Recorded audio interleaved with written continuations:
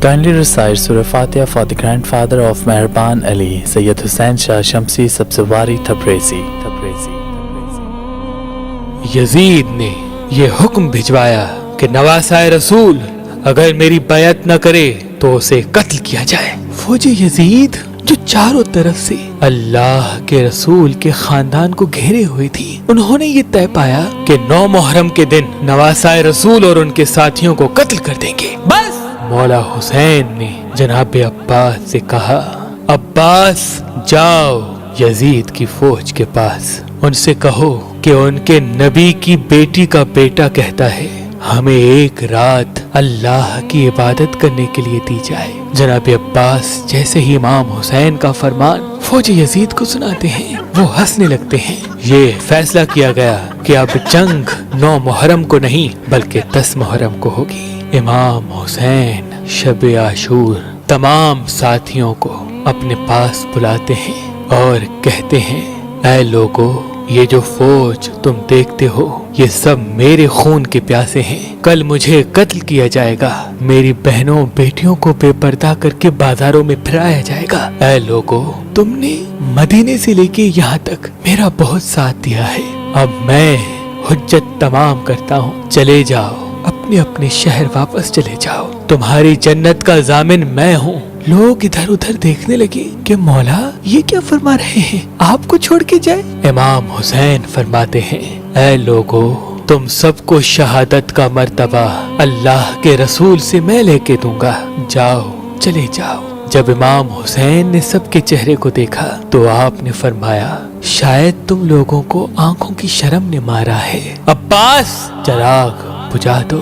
بس چراغ کا بجھنا تھا، امام حسین سر کو جھکا کے بیٹھ گئے۔ کچھ دیر گزری، امام حسین نے فرمایا، عباس چراغ جلاؤ۔ جیسے ہی چراغ چلے، امام حسین دیکھتے ہیں ایک ایک مولا کا چاہنے والا اپنی تلوار اپنے گردن پہ رکھ کے کہتا ہے، اے نواسۂ رسول، ان ظالموں کے بیچ میں آپ کو تنہا چھوڑ کے جائے، جب ہم مر جائیں گے آپ کی ماں کو کیا منہ دکھائیں گے؟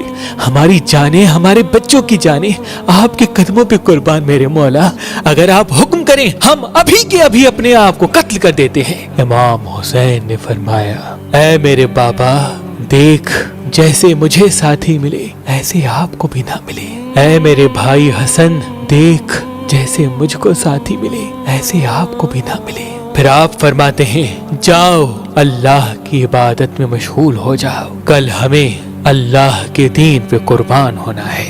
بس رات ڈھلنے لگی، 10 محرم کا سورج طلوع ہوا، اذان علی اکبر آئی، نماز میں حملہ ہوا، ایک ایک مولا کا چاہنے والا امام کے قدموں پہ قربان ہوتا رہا، کبھی حر، کبھی جون، کبھی حبیب، کبھی جناب عباس، کبھی شہزادہ قاسم، کبھی شہزادہ اکبر، تو کبھی معصوم علی اصغر۔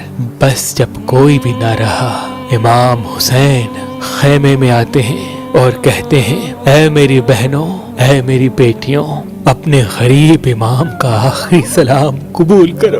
واویلا کی صدائیں عام ہو گئی۔ امام حسین نے فرمایا، زینب، میرے بعد تم کو قید کیا جائے گا۔ پھر آپ ایک خیمے میں آتے ہیں جہاں ایک بیمار سویا ہوا ہوتا ہے۔ امام حسین فرماتے ہیں، علی اٹھو، اپنے بابا کا آخری سلام قبول کرو۔ جناب سجاد بستر بیماری سے اٹھتے ہیں، دیکھتے ہیں کہ ان کا بابا خون میں رنگین اور ان کا لباس اتنا سادہ اور پھٹا ہوا۔ امام سجاد کہتے ہیں، بابا عباس؟ امام حسین فرماتے ہیں، نہر کنارے سو رہے ہیں۔ علی اکبر، ان کو پرچھی لگی، ان کی لاش وہاں رکھی ہوئی ہے، ایک ایک شہید اللہ کی راہ میں قربان ہو گیا۔ بس اتنے میں زین العابدین سہارے سے اٹھتے ہیں اور کہتے ہیں، اے میرے مولا، مجھے اجازت دے، میں میدان میں جاؤں۔ امام حسین فرماتے ہیں، سجاد، تمہارا امتحان اتنا آسان نہیں بیٹا، ہمیں شہید ہونے دو، ہمارا امتحان یہاں ختم ہونے دو، پھر تمہارا امتحان شروع ہوگا۔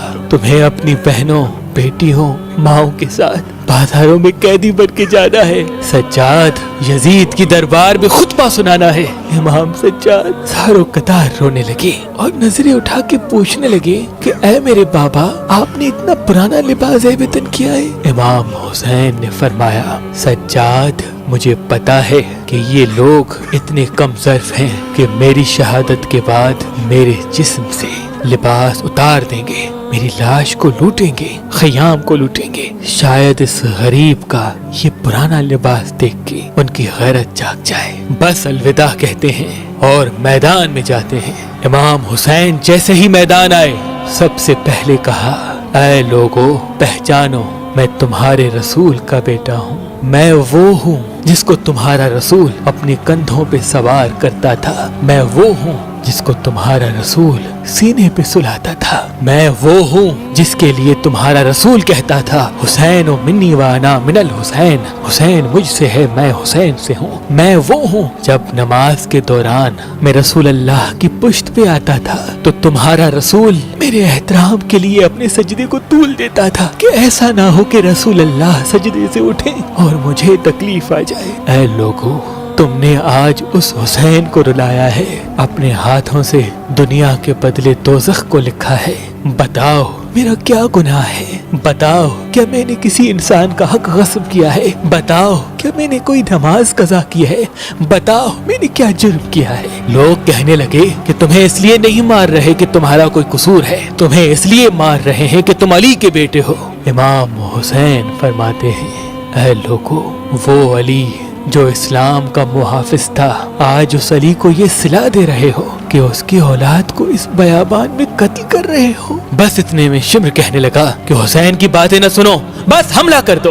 امام حسین پہ حملہ ہو گیا۔ تاریخ نے تحریر کر دیا کہ اس زمین پہ آج سے پہلے ایسی جنگ کبھی نہ دیکھی تھی۔ ایک طرف ہزاروں کی فوج تھی، ایک طرف 3 دن کا بھوکا پیاسا حسین ابن علی تھا۔ لاش فضا میں اڑتے رہے، ہزاروں لوگ فنار ہوتے رہے۔ علی کا شیر، علی کی ذوالفقار اور رسول اللہ کی گھوڑے پہ سوار ہے۔ بس تاریخ نے تحریر کر دیا کہ فوج یزید بھاگتے بھاگتے کوفے تک جا پہنچی۔ عمر بن سعد کہتا ہے کہ شمر ابھی تک خاموش کیوں ہو، حملہ کیوں نہیں کرتے؟ شمر کہتا ہے کہ میں جاؤں گا تو مر جاؤں گا۔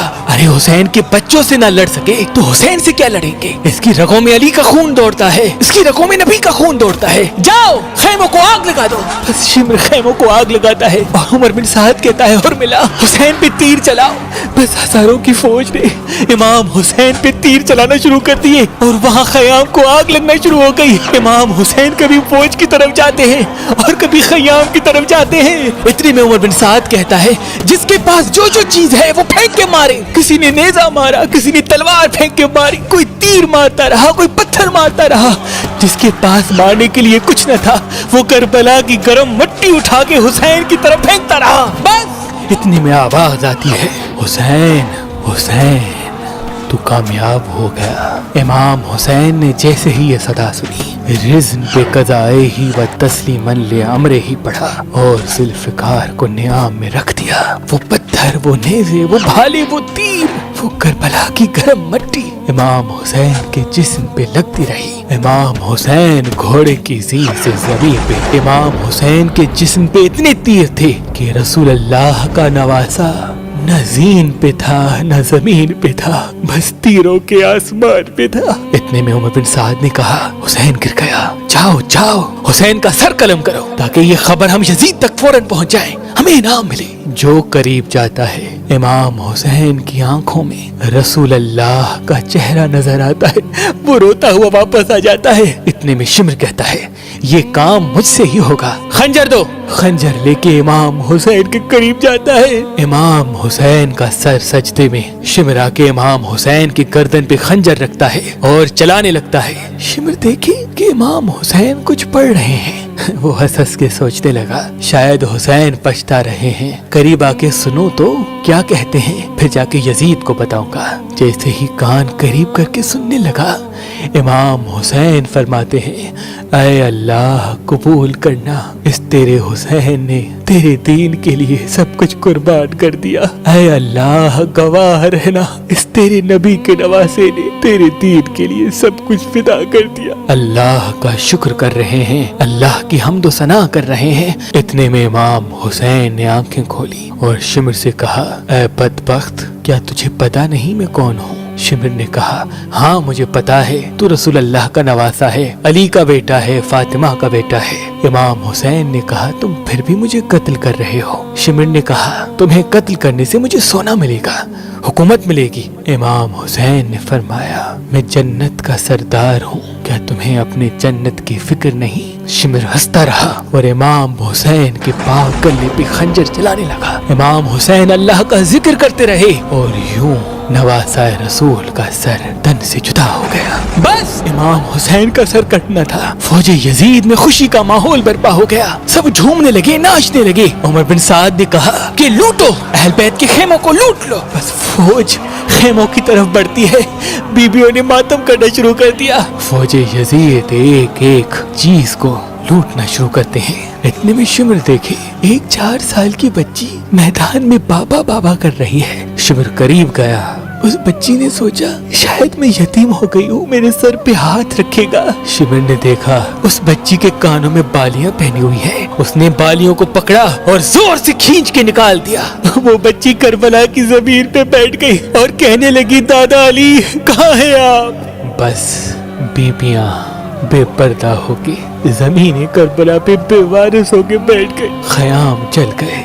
इतने में उमर बिन साद कहता है कि यजीद का हुक्म है कि सबके जिस्म से सर काट के मेरे पास लेके आओ और लाशों पे घोड़े दौड़ाओ, ताकि दुनिया को मालूम हो जो इस यजीद के सामने आएगा, यजीद उसकी बेटियों बहनों को बेपर्दा कर देगा और उसकी लाशों को ऐसा कर देगा कि कोई उसे पहचान भी नहीं पाएगा। शिमर ने कहा, हाँ लाशों को लगाओ, घोड़ों को तैयार करो। किसी कबीले से आवाज आई कि अकबर की माँ उम्मे लैला हमारे कबीले से है, हम अकबर की लाश पे घोड़े नहीं दौड़ाएंगे। उमर बिन साद ने कहा, ठीक है अकबर की लाश जुदा कर दो। किसी ने कहा जॉन हमारे कबीले से है, उसकी लाश जुदा हो गई। किसी ने कहा ऑन और मोहम्मद हमारे कबीले से है, उसकी लाश जुदा हो गई। किसी ने कहा हुर हमारे कबीले से है। किसी ने कहा जनाब अब्बास पे हम घोड़े नहीं दौड़ाएंगे। किसी ने कहा कासिम यमन की शहजादी का बेटा है, हम इस पे घोड़े नहीं दौड़ाएंगे। करबला की तारीख ने तहरीर कर दिया कि जितने भी शहीद थे उनके लिए कोई न कोई ये कहने लगा कि इसका ताल्लुक हमारे कबीले से है। उन तमाम शहीदों की लाश जुदा हो गई। बस एक गरीब माँ और एक गरीब बाप का बेटा हुसैन जमीन करबला पे पड़ा रहा। किसी ने ये न कहा कि ये हमारे रसूल का नवासा है, ये हमारे रसूल की बेटी का बेटा है, ये अली मुर्तजा का बेटा है। शिमर ने कहा, बस लावारिसों की तरह हुसैन की लाश पड़ी हुई है। वो जो पामाल करने के लिए घोड़े तैयार किए गए थे, बुलाओ सबको। घोड़े तैयार होते हैं, घोड़े दौड़ते हैं। घोड़े कभी मशरिक से मगरिब को जाते हैं, कभी मगरिब से मशरिक को जाते हैं। इमाम हुसैन की लाश पामाल होती रही। इमाम हुसैन की दाईं पसलियां बाईं पसलियों की तरफ चली गई, बाईं पसलियां दाईं पसलियों की तरफ चली गई। इमाम हुसैन का सीना और पुश्त एक साथ हो गए। वहाँ नवासा रसूल की लाश पामाल हो रही है, वहाँ फौजे यजीद झूम रही है, वहाँ रसूल अल्लाह की बेटियां रो रही है। बस इतनी देर में अंधेरा छा गया।